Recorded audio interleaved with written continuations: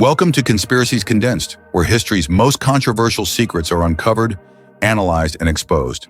From government cover-ups to declassified experiments, we dive deep into the conspiracies that turned out to be true. If you're ready to challenge the official story, subscribe now and join us on this journey into the shadows of history. The Iran-Contra Affair stands as a stark reminder of the potential for secrecy and scandal within the highest levels of government. In the 1980s, during the Reagan administration, a series of covert operations unfolded that would shake public trust and raise serious questions about the use of presidential power. What began as a clandestine attempt to free American hostages held in Lebanon spiraled into a complex web of arms deals, illegal funding, and political deception. The affair exposed a network of individuals operating outside the law, driven by ideological convictions and a belief that the ends justified the means. The fallout from the scandal tarnished reputations, fueled public outrage, and raised fundamental questions about accountability and the rule of law. The Iran-Contra Affair remains a cautionary tale about the dangers of unchecked power and the importance of transparency in a democracy. It serves as a reminder that even with the best of intentions, operating outside the bounds of the law can have profound and lasting consequences. To understand the motivations behind the Iran-Contra Affair, one must first grasp the context of the Cold War. The United States and the Soviet Union were locked in an ideological struggle that spanned the globe. President Ronald Reagan, a staunch anti-communist, implemented the Reagan Doctrine, a foreign policy strategy aimed at rolling back Soviet influence. Central America became a focal point in this conflict. Nicaragua, under the control of the Sandinista government, which the U.S. viewed as a communist threat, became a target of U.S. intervention. The Reagan administration supported the Contras, a right-wing rebel group fighting to overthrow the Sandinistas.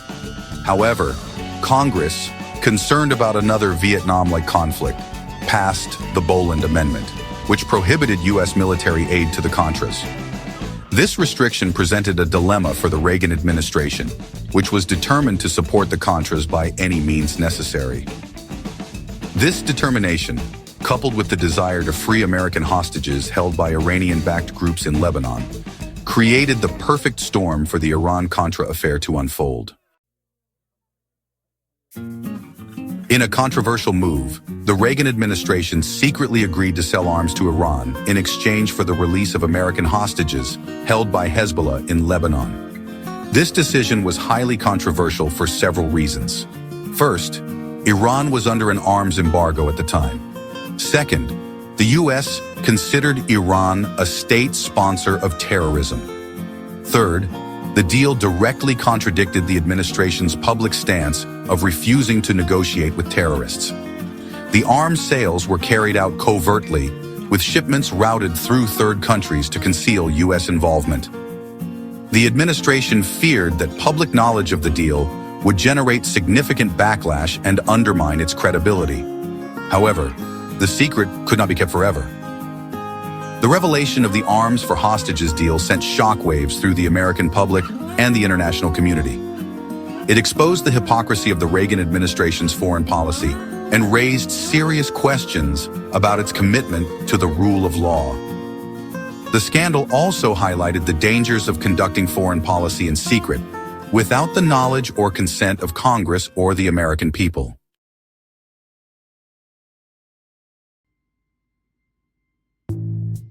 Funding the fight, the Contras and the money trail. The Iran-Contra Affair went beyond the arms for hostages deal. The Reagan administration also used profits from these arms sales to secretly fund the Contras in Nicaragua, in direct violation of the Boland Amendment. This illegal diversion of funds was orchestrated by a clandestine network of individuals operating within and outside the U.S. government.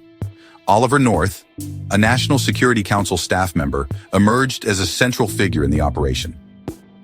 North, motivated by his anti-communist convictions, believed that supporting the Contras was crucial to U.S. interests in Central America, regardless of legal restrictions.